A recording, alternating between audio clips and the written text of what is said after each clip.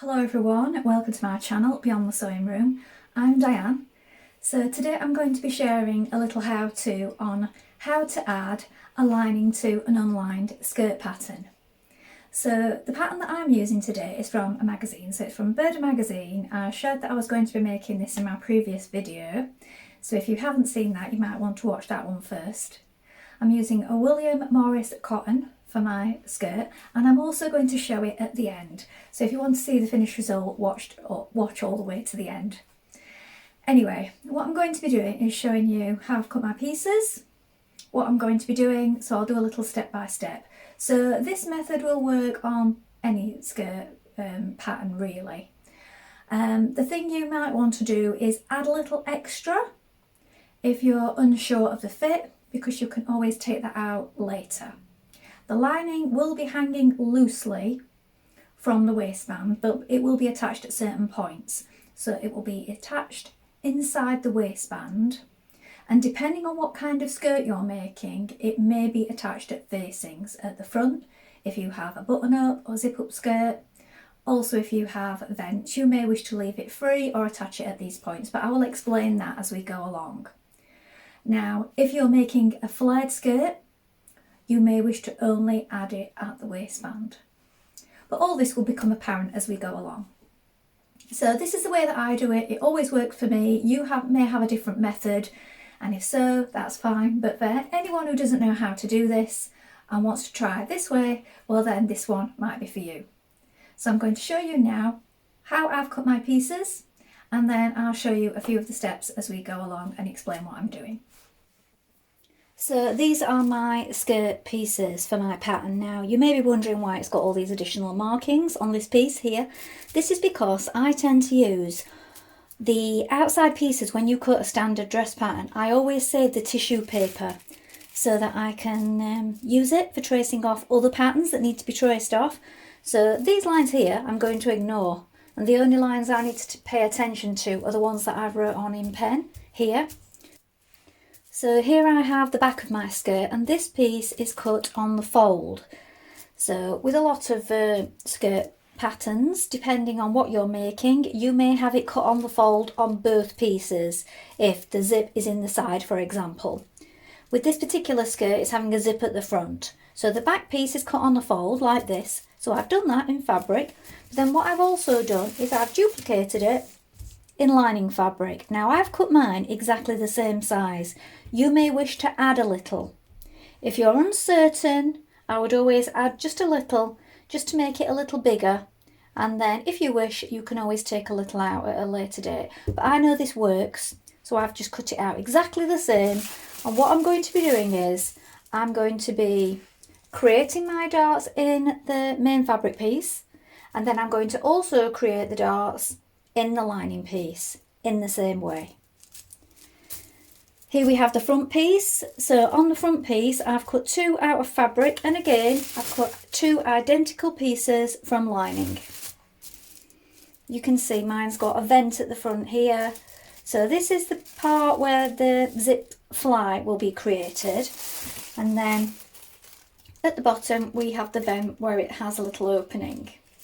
Now I've recreated that in lining, but I will show you when we get to that part. I won't need that, I can trim a little away, but for now I've just cut it out exactly as it is. So in exactly the same way as I've cut the front pieces. Here we have this part here, which will go behind the vent for the zip. That is just in regular fabric, and then the waistband will be in regular fabric and then also in interfacing. We don't need to cut these parts in lining. We only need the skirt back and front, or the skirt back and front pieces, depending on whether it's in two pieces or one piece. These are any additional parts such as pocket flaps, pockets, waistbands, or the protective backing for your zip. All those parts don't need to be cut in lining. So first of all I'm going to make my darts in my skirt panels, and then once I've done that I'm going to do the same thing on my lining panels. So starting from the notches, working to a V, and that's where my pin is here. going to come off the end and then knot our thread.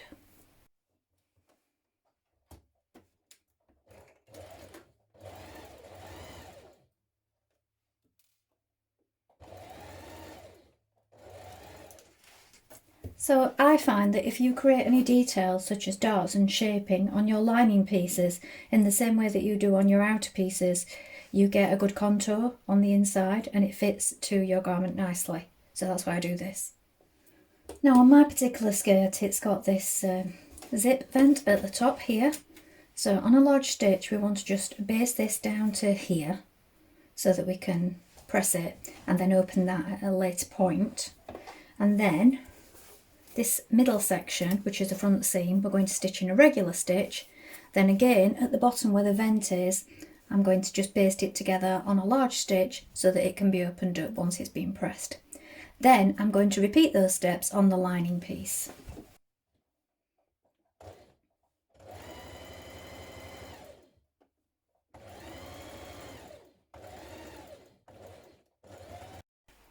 So just repeat the steps on the skirt lining just so that it's identical to your outer pieces.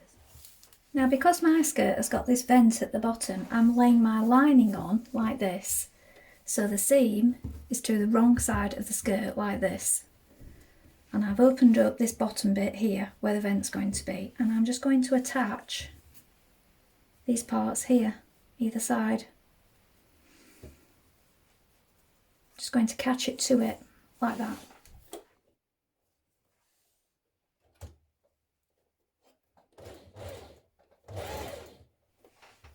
Now I've released my stitches from this basting at the bottom of the vent, and then I've bagged over the lining this way along with the fabric, and on the opposite side, look, you've got your vent. Now you will need to make sure that you arrange this so that the lining's back so it's not showing on the other side, as mine was a little bit there. I want to do a bit of creative tucking on that bit of lining there and pin it in place.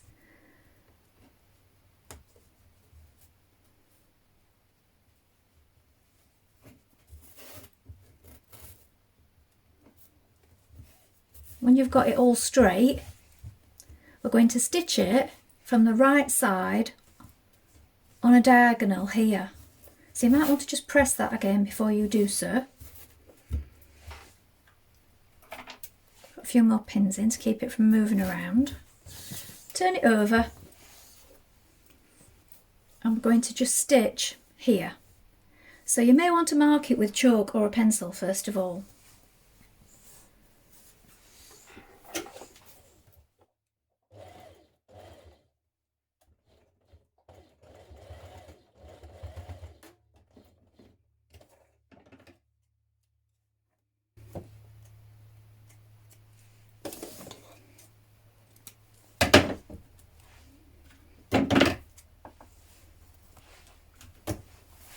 So there you have your bottom vent with your lining attached on the other side. Now we're going to make up the rest of the skirt.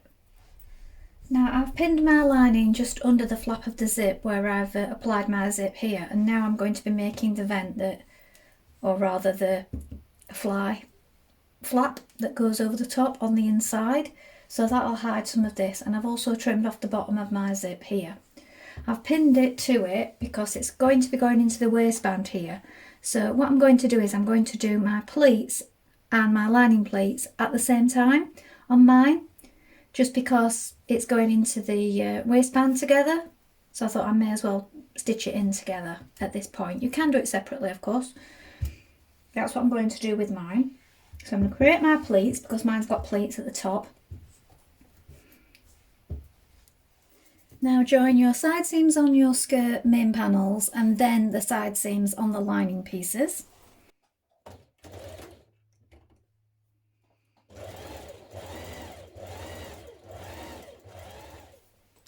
Now with my side seams joined, here is my back lining piece, so I'm going to place that right sides together with my front lining, and I'm going to stitch these side seams now.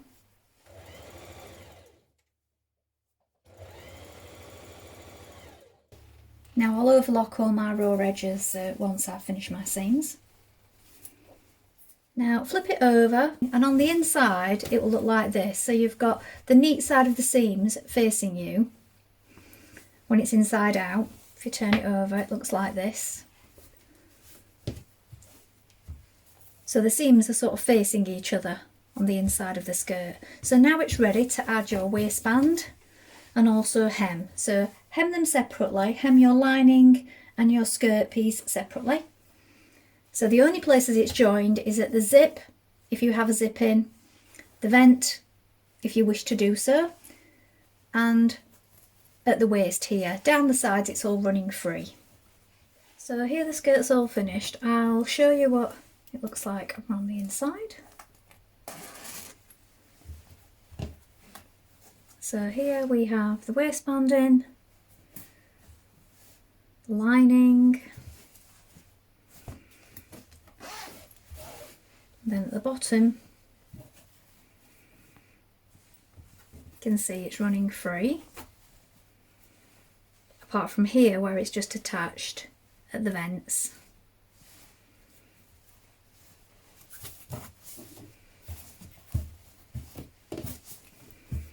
And it's always a good idea once you've hemmed your main skirt to just check the level of your lining, trim it again if you need to, and then just check that it's a little bit shorter than your main fabric, because you don't want it showing when you're wearing it.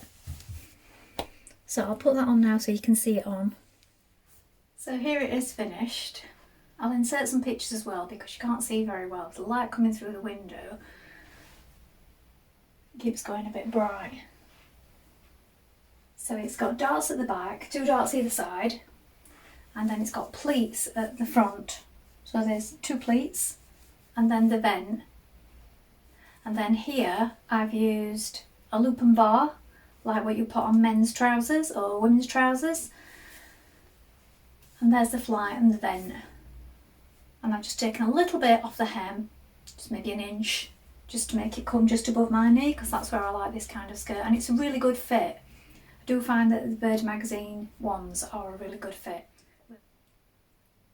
So I hope that was helpful. I hope that's given you an idea. It is a lot easier if you're just using a plain skirt, maybe with a zip in the side, but I hope that showed you basically how to do it.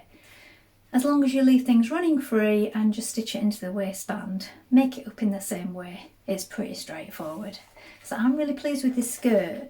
So in case you missed it, it was July 2021 at Burda, and there was also there's little instructions in the middle if you need them. It's a pretty straightforward skirt, but there is a sewing lesson in the middle. It's just close to where you pull out your pattern pieces for the centre. And on that particular model they've made it longer, and they've also added pockets. So the pockets are in with the pattern pieces too, so you can make it this length or you can make the shorter length like I've done. I really like it, I'm really happy with it. It's going to be a great one for my summer wardrobe, and I think it's going to be a favourite pattern, this one. So I need to make sure that I label my pieces now before I forget, because sometimes I trace things off, pop them to one side, and then I can't find them later. So anyway, thank you for watching today, and please leave a comment and let me know if this helped you at all. Bye for now.